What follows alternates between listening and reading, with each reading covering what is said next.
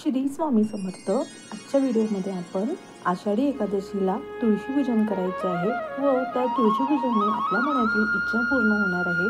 तर ते कसं करायचं तर आजच्या व्हिडिओमध्ये आपण ते बघणार आहे. व्हिडिओ कुठेही स्किप न करता व्हिडिओ हा शेवटपर्यंत नक्की बघा. यावर्षी 17 जुलै रोजी आषाढी एकादशी आहे. त्या मुहूर्तावर विठ्ठल रखुमाईबरोबर त्यांना प्रिय असलेली तुळस तिचेही आठवणीने पूजन करायचं आहे. जर आपण भगवंताला प्रिय असलेल्या गोष्टी भक्तिभावाने अर्पण केल्या तर भगवंत देखील आपले मनोरथ पूर्ण करण्यासाठी जबाबदारी अंगावर घेतो. तुळशीपूजन हा त्यातील एक भाग आहे. या पूजेसंबंधित महत्त्वाच्या गोष्टी आपण आजच्या व्हिडिओमध्ये बघणार आहोत. तर घरामध्ये तुळशीचे रोप लावल्याने सुख समृद्धी येते. शास्त्रात तुळशीचे रोप अतिशय शुभ मानले गेले आहे. तुळशीचे अनेक प्रकार आहेत. त्यापैकी रामा आणि श्यामा तुळस मोठ्या प्रमाणात बघायला मिळते. मात्र वास्तूसाठी कोणती तुळस योग्य ती कशी ओळखायची, त्यामुळे होणारे लाभ कोणते ते बघूया. हिंदू धर्मात तुळशीला सर्वात पवित्र मानले जाते. असं म्हणतात की ज्या घरात तुळशीचे रोप असतं त्या घरात सुख समृद्धी आणि संपत्तीची कमतरता कधीही नसते.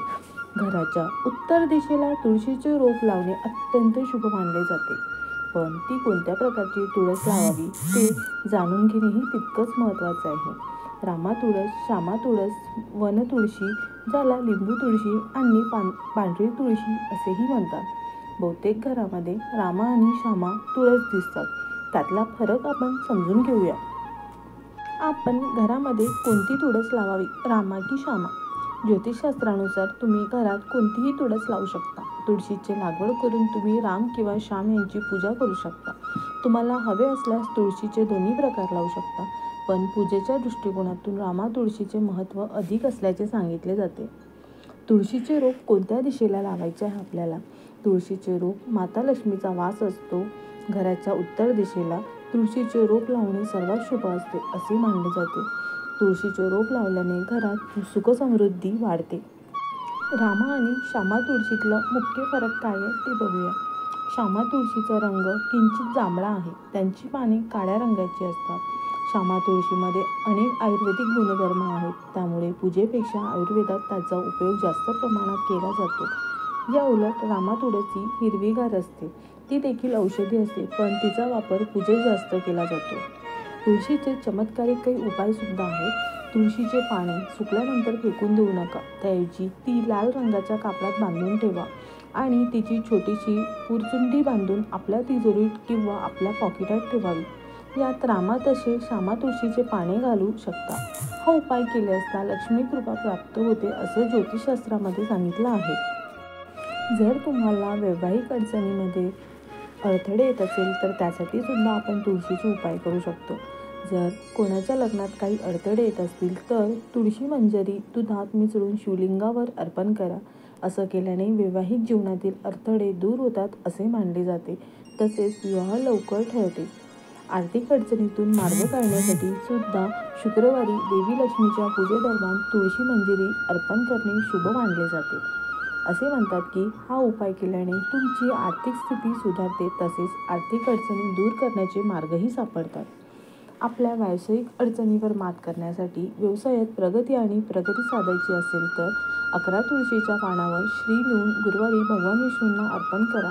असं केल्याने तुम्हाला तुमच्या कामाच्या ठिकाणी यश मिळेल, व्यावसायिक प्रगती होईल, नोकरीचा मार्गसुद्धा सुकर होईल. आषाढी एकादशीला तुळशी संबंधित काही सोपे उपाय करायचे आहेत. त्यातले मी तुम्हाला काही 5 उपाय सांगणार आहे. ते उपाय तुम्ही आवर्जून करा. एकादशी तिथीला श्रीहरी विष्णूसह तुळशी पूजनाला विशेष महत्त्व आहे. या दिवशी तुळशीच्या रोपासमोर तुपाचा दिवा लावावा. असं केल्याने तुळशी माता धनसुख आणि समृद्धीचा आशीर्वाद देत असते. याशिवाय एकादशीला तांब्याच्या भांड्यात पाणी भरून त्यात चिमूटभर हळद टाकून हे पाणी तुळशीला अर्पण करावे. देवशनी एकादशीच्या दिवशी तुळशी मातेला शृंगाराचे साहित्य अर्पण करावे. असं केल्याने महिलांना अखंड सौभाग्याचा आशीर्वाद लाभतो. देवशनी म्हणजे आषाढी एकादशीला तुळशीवर उसाचा रस अर्पण करणे देखील शुभ मानले जाते. आषाढी एकादशीला तुळशीची विधिवत पूजा करून आरती करा. या दिवशी तुळशीचे पाने तोडू नका. हे उपाय सर्व धार्मिक आधारावरती आहे. जर हे उपाय तुम्ही केले तर तुमच्या पण आयुष्यामध्ये काही नवीन बदल नक्कीच घडून येणार. तर तुम्ही सुद्धा हे उपाय नक्की करा आणि तुळशी मातेबद्दल जी माहिती आजच्या व्हिडिओमध्ये सांगितली आहे ती आवर्जून आत्मसात करा. आणि या दिवशीसुद्धा तुम्ही तुळशीचे रोप लावू शकता एकादशीला. हे सगळे शुभ कार्य आहे, आषाढी एकादशीला करायचे उपाय आहे. तर व्हिडिओ आवडला असेल व्हिडिओला लाईक करा, जास्तीत जास्त लोकांपर्यंत शेअर करा, कमेंट करा आणि व्हिडिओची समाप्ती आपण इथेच करू. श्री स्वामी समर्थ.